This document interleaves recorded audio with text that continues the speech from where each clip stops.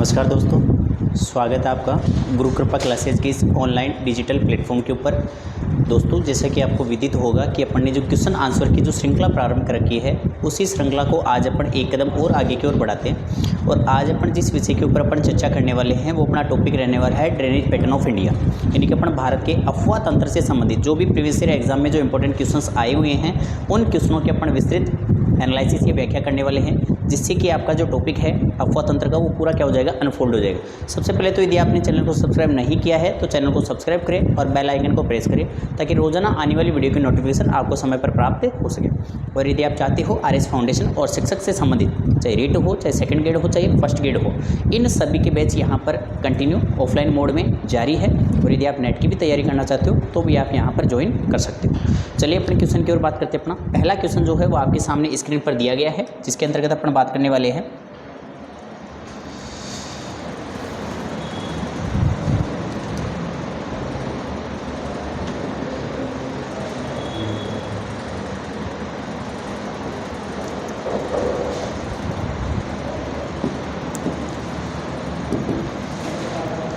पहला क्वेश्चन आपके सामने स्क्रीन पर आया है, जिसके अंदर पूछा गया है नीचे दिए गए दक्षिणी भारत यानी कि केवल प्रायद्वीपीय भारत का ये मैप है, जिसमें पूछा गया है मानचित्र में 1, 2, 3, 4 द्वारा प्रदर्शित नदियों में से कौन सी एस्चुरी बनाती है।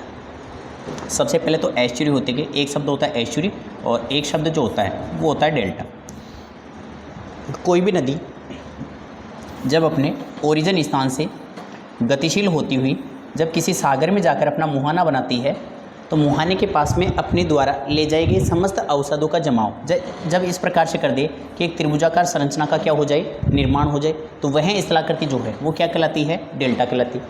लेकिन जब कोई नदी सागर में गिरने से पहले जब तटवर्ती भाग में उसके मार्ग का ढाल क्या होता है, तेज होता है, तीव्र ढाल के कारण क्या होगा, नदी का जल का वेग भी क्या होता है, तीव्र होता है। और नदी अपने द्वारा लाए गए समस्त अवसादों को इस तटवर्ती भाग पर जमा न करके तट से कहाँ ले जाती है, अंदर ले जाती है, जिससे ये जो तटवर्ती भाग है, ये तटवर्ती भाग क्या हो जाएगा, ये हो जाएगा अवसादों से मुक्त। तटवर्ती भाग क्या हो जाता है, अवसादों से मुक्त हो जाता है। और अवसादों से मुक्त जो तटवर्ती भाग होता है उस भाग को क्या कहा जाता है, एस्चुरी कहा जाता है। अब जब हम अपना प्रायद्वीपीय भारत की बात करते हैं तो इसका जो पूर्ववर्ती जो तटवर्ती भाग है इसका ढाल कैसा है, मंद। तो इस भाग से बहकर आने वाली जो नदियां हैं समस्त, वो किसका निर्माण करती है, डेल्टा का निर्माण करती है। और पश्चिमी तट के ऊपर सह्याद्री है जो तीव्र ढाल के रूप में, कगार के रूप में, और यहाँ पर बहने वाली जो नदियाँ हैं वो किसका निर्माण करती है, वो निर्माण करती है एस्चुरी का। किसका निर्माण करती है, एस्चुरी का। अब अपन को देखना है कि भाई चारों नदियाँ जा कर है। सेकंड नंबर पे जो ऑप्शन डला हुआ है, इस ऑप्शन की ये जो नदी है ये कौन सी है, महानदी। कौन सी है, महानदी, जो बंगाल की खाड़ी में गिरती है। थर्ड नंबर पे जो नदी दी गई है, इस नदी का नाम क्या है, कृष्णा। कौन सी है, कृष्णा।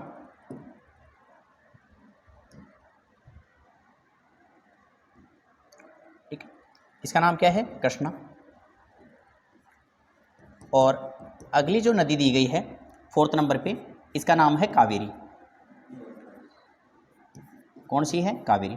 तो जनरली अपन को पता है महानदी, कृष्णा और कावेरी ये डेल्टा का निर्माण करती है। तो बच गई कौन सी, फर्स्ट नंबर वाली। और फर्स्ट नंबर पे जो नदी आ रही है इस नदी का नाम क्या है, नर्मदा। कौन सी है, नर्मदा। और नर्मदा नदी जो है वो किसका निर्माण करती है, एस्चुरी का निर्माण करती है। और यदि नर्मदा के साथ यहाँ पर और दूसरी नदी आ जाती है जिसका नाम क्या है, ताप्ती। कौन सी है, ताप्ती। चाहे फिर इसके अतिरिक्त जो है मांडवी है, जुआरी है, भरतपुजा है, पेरियार है, ये सारी पश्चिमी घाट की जो नदियां हैं ये किसका निर्माण करती है, एस्चुरी का निर्माण करती है। तो यहाँ पर अपन को क्वेश्चन के आधार पर जो बताना है कि चारों में से कौन सी नदी एस्चुरी का निर्माण करती है, तो इन चारों में से फर्स्ट नंबर वाली जो है यानी कि कौन सी नदी है, ये नर्मदा। तो फर्स्ट ऑप्शन इसमें अपना क्या हो जाएगा, राइट हो जाएगा। ये किसका निर्माण करेगी, एस्चुरी का निर्माण। जो भी पश्चिमी घाट की नदियाँ हैं वो समस्त किसका निर्माण करती है, एस्चुरी का। जबकि पूर्वी घाट की जो नदियां हैं वो समस्त किसका निर्माण करती है, डेल्टा का निर्माण करती है। चलिए अगले क्वेश्चन की बात करते हैं। अगला क्वेश्चन दिया गया, निम्नलिखित में से जो नदी सिंधु नदी की सहायक नहीं है। निम्नलिखित में से जो नदी सिंधु की सहायक नहीं है। जब अपन जनरली बात करते हैं, सिंधु नदी का जो उद्गम होता है वो तिब्बत में कैलाश पर्वत श्रेणी की मानसरोवर झील के पश्चिमी किनारे पर बोकरचू हिमनद से निकलती है और लास्ट में जाके अरब सागर में अपना मुहाना बना लेती है। इसकी दाईं ओर से जो मिलने वाली है उसमें है शोक है, नुब्रा है, हुंजा है, इसके अतिरिक्त काबुल है, गोमल है, तोची है, स्वात है। ठीक है, ये सारी नदियाँ किधर से मिलती है, दाईं ओर से। लेकिन बाईं ओर से मिलने वाली में झेलम है, चेनाब है, रावी है, व्यास है और कौन सी है, सतलज है। ये सारी नदियाँ किधर से मिलती है, इसके दाईं ओर से मिलती है। तो शोक नदी जो है ये भी किसकी क्या है, सहायक नदी। और शोक नदी का उद्गम जो होता है वो कहाँ से होता है, रेणु ग्लेशियर। कहाँ से होता है, रेणु ग्लेशियर। और रेणु ग्लेशियर किसका भाग है, ये भाग है सियाचिन का। किसका भाग है, सियाचिन का। और रेणु ग्लेशियर को क्या कहा जाता है, इसे कहा जाता है सियाचिन की जीभ। क्या कहा जाता है इसे, सियाचिन की जीभ कहा जाता है। किसे, रेणु ग्लेशियर को क्या कहा जाता है, सियाचिन की जीभ कहा जाता है। झेलम नदी जो है, झेलम नदी का उद्गम कहाँ से होता है, जम्मू कश्मीर के शेषनाग या वेरीनाग झरने से होता है और जम्मू कश्मीर में प्रवाहित होती हुई भारत और पाकिस्तान की सीमा बनाती हुई झुंग नामक स्थान पर किसमें मिल जाती है, चेनाब में। इसी नदी के किनारे पर कौन सा नगर बसा हुआ है, श्रीनगर। और डल और वुलर झील से नदी क्या होती है, प्रवाहित। तो ये भी किसकी सहायक है, सिंधु की। उसके बाद में चेनाब, सिंधु नदी में मिलने वाली सबसे बड़ी और सबसे प्रमुख सहायक नदी कौन सी है, चेनाब नदी, जिसका उद्गम हिमाचल प्रदेश के बारालाचाला दर्रे के समीप से होता है, जो दो धाराओं के रूप में निकलती है। कौन सी, चंद्रा और भागा। और दोनों धाराओं का जो मिलन होता है कहाँ पर होता है, तांडी नामक के स्थान पर। और फिर लाहौल स्पीति घाटी से प्रवाहित होती हुई जम्मू कश्मीर के रियासी क्षेत्र से होती हुई कहाँ चली जाती है, पाकिस्तान में चली जाती है। तो ये भी किसकी सहायक है, सिंधु की। लास्ट में बची कौन सी, कोसी नदी। कौन सी है, कोसी नदी। क्योंकि कोसी नदी का जो ये जो सहायक है, किसकी नदी, सहायक नदी है, गंगा नदी की। और कोसी नदी का जो उद्गम होता है, कोसी नदी का जो उद्गम होता है वो कहाँ से होता है, नेपाल से।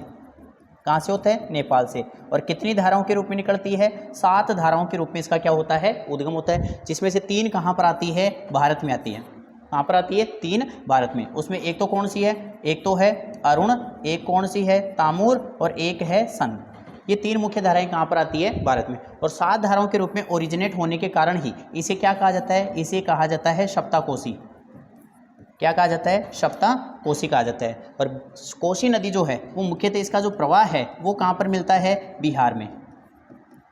मुख्य प्रवाह कहाँ पर मिलता है, बिहार में। इसी कारण इसे क्या कहा जाता है, बिहार का शोक कहा जाता है। क्या कहा जाता है, बिहार का शोक। कौन सी नदी को, कोसी नदी को। तो राइट आंसर क्या हो जाएगा, सेकंड ऑप्शन। चलिए अगले क्वेश्चन की ओर बात करते हैं। अगला क्वेश्चन है, कपिली जिसकी सहायक नदी है वह है। कपिली किसकी सहायक नदी है। सबसे पहले तो अपन बात करें ब्रह्मपुत्र, उसके बाद में कौन सी है, गंडक, उसके बाद में गंगा, उसके बाद में कोसी। तो गंडक नदी जो है ये तो किसकी सहायक नदी है, गंगा की। कोसी जो है ये भी किसकी सहायक नदी है, गंगा की। गंगा खुद एक वृहद लार्जेस्ट रिवर सिस्टम है इंडिया का, जो भारत के लगभग कितने प्रतिशत भाग पर, 26% भाग पर क्या है, विस्तृत है। ठीक है, अब बची कौन सी अपने पास, ब्रह्मपुत्र। तो ये सहायक किसकी है, ब्रह्मपुत्र की, क्योंकि सुबनसिरी है, सुबनसिरी के बाद में कामेंग है, संकोश है, इसके अतिरिक्त तिस्ता है, इसके अतिरिक्त कोपिली है। ये किसकी सहायक नदियाँ हैं, ब्रह्मपुत्र की। इसके अतिरिक्त दिहांग है, बूढ़ी दिहांग है और मेघना है। ये सभी किसकी सहायक नदियाँ हैं, ब्रह्मपुत्र नदी की सहायक नदियाँ हैं। तो किसकी सहायक हो गई, ब्रह्मपुत्र की। चलिए अगले क्वेश्चन की ओर बात करते हैं। अगला क्वेश्चन है, रुद्रप्रयाग निम्नलिखित में से किन नदियों के संगम पर स्थित है। रुद्रप्रयाग निम्नलिखित में से किन नदियों के संगम पर स्थित है। अब इसमें अपन को बात करनी, जनरली जब अपन गंगा नदी की बात करते हैं तो गंगा नदी जो है सबसे पहले एक धारा इधर से आती है जिसका नाम क्या है, भागीरथी, जो गंगा की सबसे मुख्य धारा मानी जाती है। भागीरथी में थोड़ी आगे चलने पर एक नदी आके मिलती है, कौन सी, भिलांगना। कौन सी नदी आके मिलती है, भिलांगना। और भागीरथी और भिलांगना के संगम पर ही कौन सा प्रयाग है, गोविंद प्रयाग। कौन सा है, गोविंद प्रयाग। और यहीं पर एक बांध बना दिया गया यहाँ पर, और उस बांध का नाम क्या है, टिहरी बांध। कौन सा बांध है, टिहरी बांध, जो कहाँ पर है, भागीरथी और भिलांगना के संगम पर। कौन से स्थान पर है, गोविंद प्रयाग। इधर से 2 धाराएं निकलती है, एक तो कौन सी है, एक का तो नाम है धौली गंगा, एक तो कौन सी है, धौली गंगा, और एक का नाम है विष्णु गंगा। एक तो धौली गंगा और एक कौन सी, विष्णु गंगा। दोनों का जहाँ पर मिलन होता है उस स्थान को कहा जाता है विष्णु प्रयाग। क्या कहा जाता है, विष्णु प्रयाग। अलकनंदा थोड़ी सी आगे की ओर चलती है, क्योंकि धौली गंगा और विष्णु गंगा के मिलने से एक संयुक्त धारा का निर्माण होता है जिसको अलकनंदा के नाम से जाना जाता है। अलकनंदा जैसे थोड़ी सी आगे आती है और इधर से नदी आती है, कौन सी, नंदाकिनी। कौन सी आ जाती है, नंदाकिनी। और नंदाकिनी जहाँ पर अलकनंदा से मिलती है वहाँ पर प्रयाग बनता है, उसका नाम है नंद प्रयाग। क्या नाम है, नंद प्रयाग। यहाँ से जैसे अलकनंदा थोड़ी आगे चलती है, इधर से नदी आ जाती है पिंडार। कौन सी आ जाती है, पिंडार। और पिंडार जहाँ पर मिलती है वहाँ पर प्रयाग बनता है, कौन सा, कर्ण प्रयाग। कौन सा बनता है, कर्ण प्रयाग। जैसे अलकनंदा थोड़ी आगे आती है, इधर से आती है कौन सी, मंदाकिनी। कौन सी आ जाती है, मंदाकिनी। और मंदाकिनी जहाँ पर आकर मिलती है उस स्थान को कहा जाता है रुद्रप्रयाग। क्या कहा जाता है, रुद्रप्रयाग। और जैसे अलकनंदा आगे जाके किस में मिलेगी, ये मिलेगी भागीरथी में, तो यहाँ पर बनेगा कौन सा, देवप्रयाग। कौन सा बनेगा, देवप्रयाग। यहाँ पर एक तो कौन सी मिल गई, अलकनंदा, और एक कौन सी मिल गई, भागीरथी, और दोनों के मिलते यहाँ से नदी का निर्माण हो गया कौन सी का, गंगा का। कौन सी का निर्माण हो गया, गंगा का। अब अपन क्वेश्चन के आधार पर आंसर दे सकते हैं। यहाँ पर पूछा कि निम्न से किन नदियों के संगम पर बना है, कौन सा प्रयाग है, रुद्रप्रयाग। और रुद्रप्रयाग जो है कहाँ पर बना है, जहाँ पर एक तो मिलती है कौन सी, अलकनंदा, और एक कौन सी मिलती है, मंदाकिनी। तो अलकनंदा और मंदाकिनी जहाँ पर मिलेगी वहाँ पर कौन सा प्रयाग बनेगा, रुद्रप्रयाग। जहाँ पर अलकनंदा और कौन सी मिलती है, भागीरथी, यहाँ पर कौन सा बन जाएगा, यहाँ पर बन जाएगा देवप्रयाग। कौन सा बन जाएगा, देवप्रयाग। जहाँ पर भागीरथी और कौन सी मिलती है, भिलांगना, वहाँ पर कौन सा बन जाएगा, यहाँ पर बन जाएगा गोविंद प्रयाग। कौन सा बन जाएगा, गोविंद प्रयाग। जहाँ पर भागीरथी और कौन सी मिलती है, मंदाकिनी मिलती है, तो भागीरथी और मंदाकिनी का मिलन नहीं होता है। तो राइट आंसर अपना क्या हो गया, बी ऑप्शन इसमें क्या हो गया अपना, राइट हो गया। चलिए अगले क्वेश्चन की ओर बात करते हैं। अगला क्वेश्चन है, भारत की निम्न नदियों में से कौन सी नदी डेल्टा नहीं बनाती है। कौन सी नदी डेल्टा नहीं बनाती है, तो डेल्टा में अपन ने सीधी सीधी बात कर ली थी। भारत में जो भी नदियां कहाँ से पश्चिमी घाट पर प्रवाहित होती है वो सारी अधिकांशतः किसका निर्माण करती है, डेल्टा का निर्माण नहीं करती है। लेकिन जो नदियां पूर्व की ओर बहती है वो सभी नदियां किसका निर्माण करती है, डेल्टा का निर्माण करती है। चाहे वो महानदी हो, गोदावरी हो, कृष्णा हो, चाहे वो कावेरी हो, ये सभी किसका निर्माण करेगी, डेल्टा का।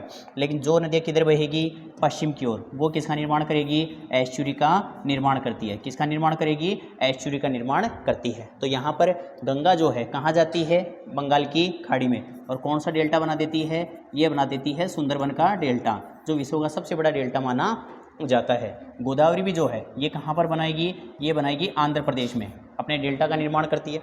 इसके बाद में कौन सी है, महानदी, ये कहाँ पर बनाएगी, ओडिशा के तट पर अपना डेल्टा का निर्माण करेगी। बची कौन सी, ताप्ती, जो बैतूल की पहाड़ियों से मध्य प्रदेश से उद्गमित होती है और सतपुड़ा पर्वत श्रेणी के दक्षिण से भ्रंश घाटी से होती हुई प्रवाहित होती हुई अंत में कहाँ के गिरती है, अरब सागर में। और यहाँ पर किसका निर्माण करती है, डेल्टा का निर्माण नहीं करती है। क्या बनाएगी, ये बनाएगी भाई एस्चुरी। किसका निर्माण करती है, एस्चुरी का निर्माण करती है। तो राइट आंसर क्या हो जाएगा अपना, ताप्ती। ताप्ती के साथ में दी यहाँ पर और दूसरी भी आ जाती है, कौन सी, नर्मदा, तो वो भी किसका निर्माण करती है, एस्चुरी का निर्माण करती है। चलिए अगला क्वेश्चन जो है वो है, नदी जो भ्रंश घाटी से होकर बहती है वह है। नदी जो भ्रंश घाटी से होकर प्रवाहित होती है। पहली बात तो भ्रंश घाटी होती क्या है, ऐसी स्थलाकृति जिसमें 3 समीपी तल होते हैं, और इन 3 समीपी तलों में क्या हो कि भाई जो समीपवर्ती जो दोनों किनारों के जो भाग है उनका तो क्या हो जाए, धसाव, और मध्यवर्ती भाग जो है ये ऊपर की ओर उठा हुआ रह जाए। दोनों किनारों के तल क्या हो जाए, नीचे की ओर धस जाए, और मध्यवर्ती भाग क्या हो जाए, ऊपर की ओर उठा हुआ रह जाए। तो दोनों ओर से जो ब्लॉक हो गया, ये तो बन गया क्या, ये तो बन गया भाई ब्लॉक पर्वत। ये तो क्या बन गया, ब्लॉक पर्वत। जैसे अपन एग्जाम्पल देते हैं कौन सा, सतपुड़ा पर्वत श्रेणी। कौन सी बताते हैं, सतपुड़ा पर्वत श्रेणी। लेकिन इस ब्लॉक पर्वत के इधर वाला भाग जो नीचे की ओर धस गया, तो इसका ऊपर वाला ये जो भाग है पड़ोस वाला, ये भी क्या रहेगा, ऊपर। तो दोनों किनारों के भाग तो क्या हो गए, ऊपर की ओर उठे हुए, लेकिन बीच वाला भाग क्या हो गया, नीचे की ओर धस गया। तो ये जो नीचे की ओर धस गया, ये किस रूप में जाना जाएगा, ये जाना जाता है भ्रंश घाटी के रूप में। ये क्या कहलाएगी, भ्रंश घाटी। और ऐसी ही भ्रंश घाटी में कौन कौन सी नदी बहती है अपने भारत की मुख्यतया, एक तो कौन सी बहती है, नर्मदा, एक कौन सी बहती है इसमें, ताप्ती, और एक कौन सी बहती है, दामोदर। कौन सी बहती है, दामोदर। ये तीनों नदियां जो भारत की कहाँ से बहती है, भ्रंश घाटी से होकर प्रवाहित होती है। तो यहाँ पर महानदी डेल्टा बनाएगी, कावेरी डेल्टा बनाएगी, स्वर्णरेखा डेल्टा बनाएगी, तो फिर बचा क्या, नर्मदा। ये कहाँ से बहती है, भ्रंश घाटी से होकर प्रवाहित होती है। तो राइट आंसर अपना क्या हो गया, बी ऑप्शन। चलिए अगले क्वेश्चन की ओर चलते हैं। अगला क्वेश्चन है, निम्नलिखित में से कौन सी नदी एस्चुरी नहीं बनाती है। निम्न में से कौन सी नदी एस्चुरी नहीं बनाती है, तो फिर क्या बनाएगी, डेल्टा बनाएगी। यहाँ पर दिया गया है क्या, नर्मदा, मांडवी, ताप्ती और कौन सी, महानदी। तो नर्मदा जो है ये तो कहाँ से बहती है, ये तो बहती है पहले तो मध्य प्रदेश, और मध्य प्रदेश के बाद में गुजरात, और गुजरात के बाद में कहाँ गई, खंबात की खाड़ी। तो खंबात की खाड़ी में आकर क्या बनाएगी, एस्चुरी का निर्माण करेगी। ये ताप्ती जो है बैतूल की पहाड़ी से निकलेगी, और मध्य प्रदेश के बाद में गुजरात, और सूरत के समीप कहाँ पर, वो एक खंबात की खाड़ी में आकर अपना क्या बनाती है, मुहाना, तो क्या बनाएगी, एस्चुरी। मांडवी जो है ये कहाँ की है, गोवा, और गोवा की राजधानी जो पणजी है वो कौन सी नदी के किनारे पर बसा हुआ है, मांडवी नदी के किनारे पर। तो बची कौन सी अपने पास, महानदी। ये कहाँ पर बहेगी, ये गिरेगी बंगाल की खाड़ी में। कहाँ पर गिरेगी, बंगाल की खाड़ी में। और ये किसका निर्माण करेगी, ये निर्माण करेगी डेल्टा का। किसका निर्माण करेगी, डेल्टा का। तो कौन सी नदी एस्चुरी नहीं बनाती है, महानदी नहीं बनाती। अगले क्वेश्चन की ओर चलते हैं। क्वेश्चन नंबर 8 है, पूछा गया है, निम्नलिखित में से किस नदी का स्रोत मैकाल श्रेणी में नहीं है। निम्न में से कौन सी नदी का स्रोत मैकाल श्रेणी में नहीं है? जब अपन बात करते हैं सतपुड़ा पर्वत श्रेणी की, तो सतपुड़ा पर्वत श्रेणी का जो विस्तार है गुजरात में जो पड़ता है उसे तो आप क्या बोलते हो? इसे तो क्या कहा जाता है? राजपीपला की पहाड़ियाँ। गुजरात में जो इसका विस्तार है उसे क्या कहा जाता है? राजपीपला की पहाड़ी। इसी का जो विस्तार कहाँ पड़ता है? मध्य प्रदेश में मुख्यतया, उसे क्या कहा जाता है? सतपुड़ा। क्या कहा जाता है? सतपुड़ा, महाराष्ट्र वाला भाग, ठीक है। और मध्य प्रदेश वाला जो भाग है उसे क्या कहा जाता है? उसे कहा जाता है महादेव। क्या कहा जाता है? महादेव। और आगे छत्तीसगढ़ में जो चला गया उसे क्या कहा जाता है? मैकाल। क्या कहा जाता है? मैकाल श्रेणी कहा जाता है। और मैकाल श्रेणी में एक चोटी पड़ती है जिसका नाम है अमरकंटक। कौन सी चोटी पड़ती है? अमरकंटक, जिसकी ऊंचाई जो है वो मानी जाती है लगभग 1066 मीटर। और सतपुड़ा की जो सर्वोच्च चोटी है वो कौन सी श्रेणी में पड़ती है? महादेव में, और उसका नाम क्या है? धूपगढ़, और जिसकी ऊंचाई मानी जाती है कितनी? 1350 मीटर। कितनी मानी जाती है? 1350 मीटर। तो यहाँ पर अमरकंटक जो है ये अरिया अफवाह तंत्र का प्रतिरूप बनाता है, जिसमें एक तरफ तो आ जाती है कौन सी? नर्मदा, एक तरफ चली जाती है कौन सी? महानदी, और एक तरफ उत्तर की ओर जो है वो कौन सी चली गई? सोन। कौन सी चली गई? सोन। तो यहाँ पूछा क्या है? निम्नलिखित में किस नदी का स्रोत मैकाल श्रेणी नहीं है? तो ये तीन का तो स्रोत है। अब तीन के अलावा यदि कोई सा है? नर्मदा निकलती है, सोन निकलती है, महानदी निकलती है। कौन सी नहीं निकली? ताप्ती, क्योंकि ताप्ती नदी का जो उद्गम है कहाँ से होता है? बैतूल की पहाड़ी से। कहाँ से होता है? बैतूल की पहाड़ी से। और बैतूल की पहाड़ी कहाँ पड़ती है? मध्य प्रदेश के अंतर्गत। तो राइट आंसर क्या हो गया अपना? B option. चलिए अगला क्वेश्चन अपना, क्वेश्चन नंबर 9 पूछा गया है निम्नलिखित नदियों में से कौन एक यमुना की सहायक नदी नहीं है? निम्न में से कौन सी एक यमुना की सहायक नदी नहीं है? एक तो कौन सी है? बेतवा। बेतवा तो किसकी सहायक है? यमुना की। विंध्याचल पर्वत श्रेणी से निकलेगी और मध्य प्रदेश में आके यमुना में मिल जाती है। नेक्स्ट कौन सी है? चंबल। चंबल भी किसकी सहायक नदी है? यमुना की। विंध्याचल पर्वत श्रेणी के महू से निकलेगी और इटावा के समीप किस में मिल जाती है? यमुना में मिल जाती है। नेक्स्ट केन। केन कहाँ से निकलेगी? कैमूर हिल्स से निकलेगी, जो विंध्याचल पर्वत श्रेणी का भाग है, और आकर कहाँ पर? बांदा, मध्य प्रदेश में पड़ता है। वहाँ पर किस में मिल जाती है? यमुना में मिल जाती है। बची कौन सी? रामगंगा। रामगंगा किसकी सहायक नदी है? गंगा की। किसकी है? गंगा की। और कहाँ से निकल के आती है? उत्तराखंड से। कहाँ से निकल के आती है? उत्तराखंड। और उत्तराखंड से निकल के आके एक स्थान पड़ता है यूपी का, जिसका नाम क्या है? कन्नौज। और कन्नौज में जो है किस में आके मिल जाती है? गंगा में मिल जाती है। किस में आके मिल जाती है? गंगा में। और गंगा में मिलने वाली प्रथम सहायक नदी, गंगा में मिलने वाली प्रथम सहायक नदी जो है वो सहायक नदी कौन सी मानी जाती है? रामगंगा मानी जाती है। तो राइट आंसर अपना क्या हो गया? डी ऑप्शन इसमें अपना राइट हो गया।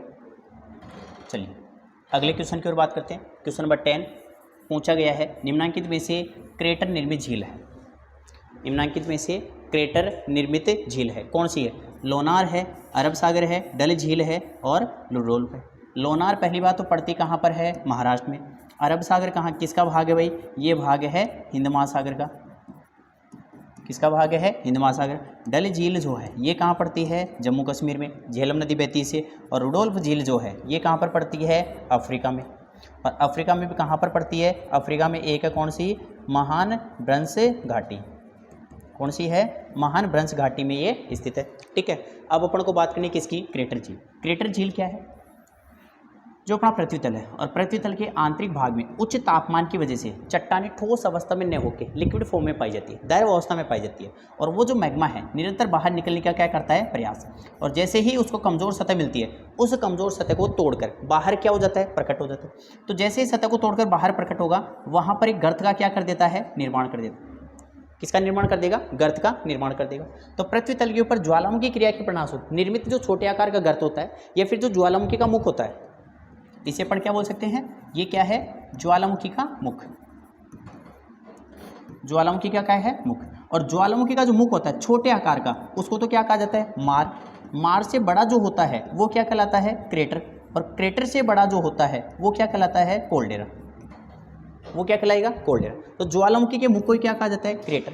अब इस क्रेटर के अंतर्गत जब वर्षा का जल जमा हो जाएगा, यानी वर्षा होगी और वर्षा का जल इसमें भर जाएगा, तो ये किसका रूप ले लेगी? एक झील का रूप ले लेगी, और उसे अपन क्या बोलेंगे? क्रेटर झील। विश्व की सबसे बड़ी जो क्रेटर झील है वो तो है इंडोनेशिया की टोबा झील, लेकिन यहाँ पर अपने पास ऑप्शन है उसके आधार पर कौन सी है? लोनार, जो महाराष्ट्र की है। किसका उदाहरण मानी जाती है? ये उदाहरण मानी जाती है क्रेटर झील का। तो राइट आंसर अपना क्या हो गया? A option.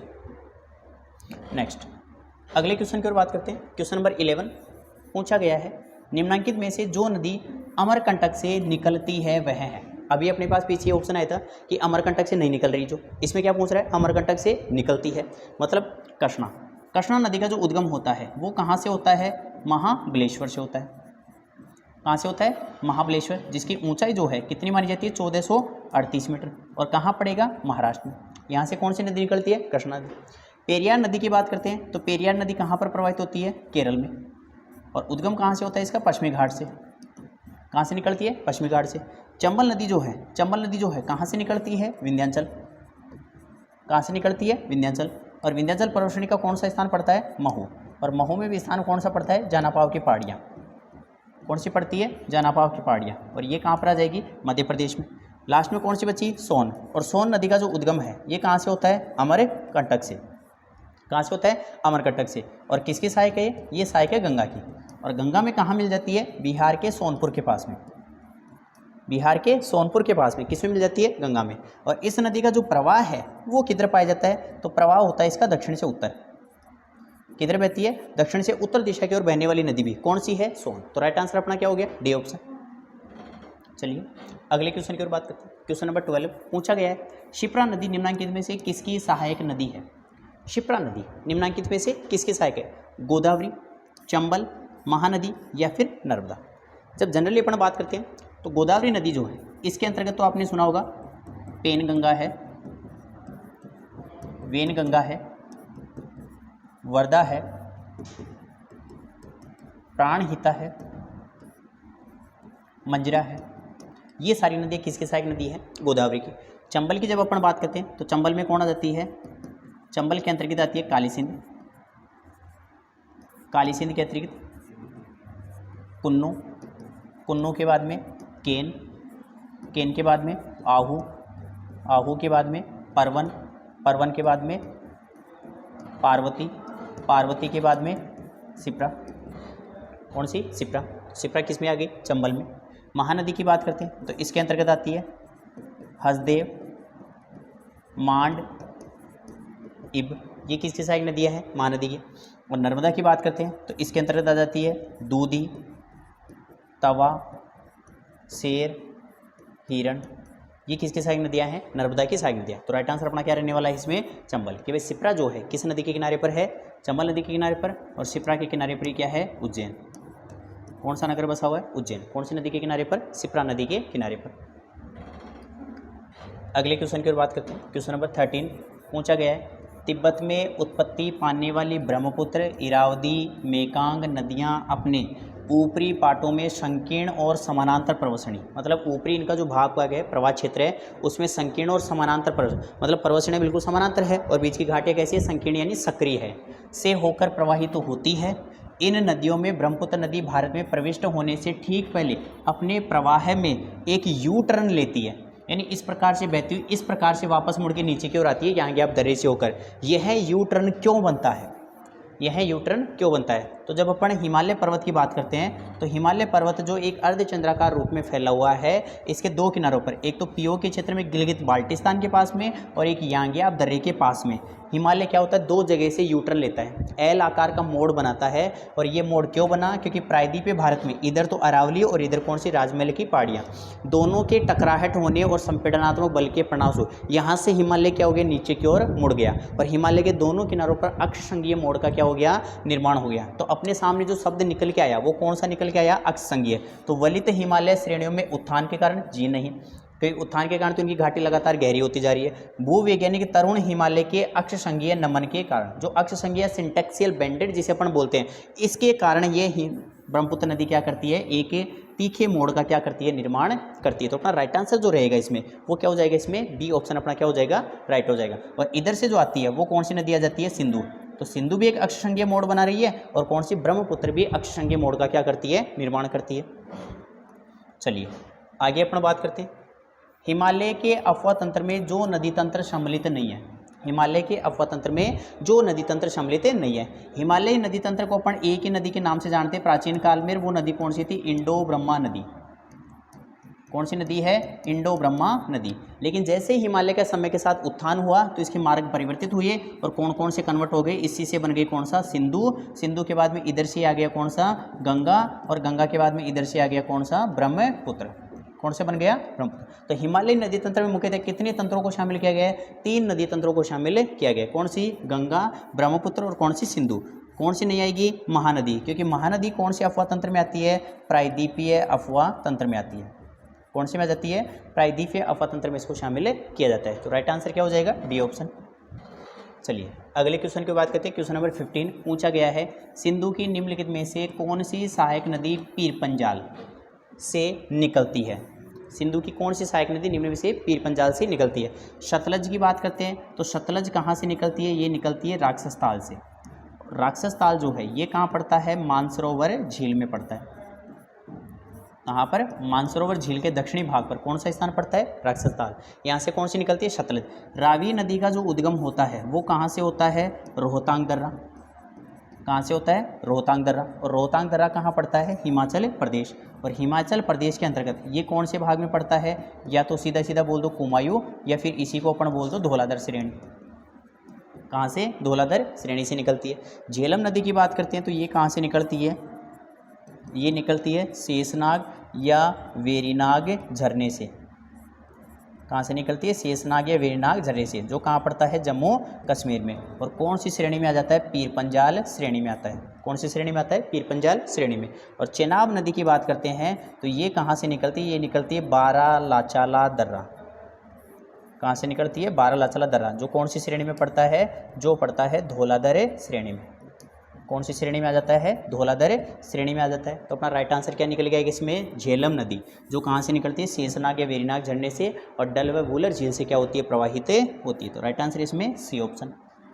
चलिए अगले क्वेश्चन की ओर बात करते हैं। क्वेश्चन नंबर 16 पूछा गया है, कथन ए है, गंगा नदी नौगम्य नहीं है। यानी गंगा नदी ऐसी है जिसमें नौकाएं या जलयान प्रवाहित नहीं हो सकते। जी बिल्कुल नौकागम्य है। 2 स्थान पढ़ते हैं अपन, कौन सा? एक तो आता है कौन सा? इलाहाबाद।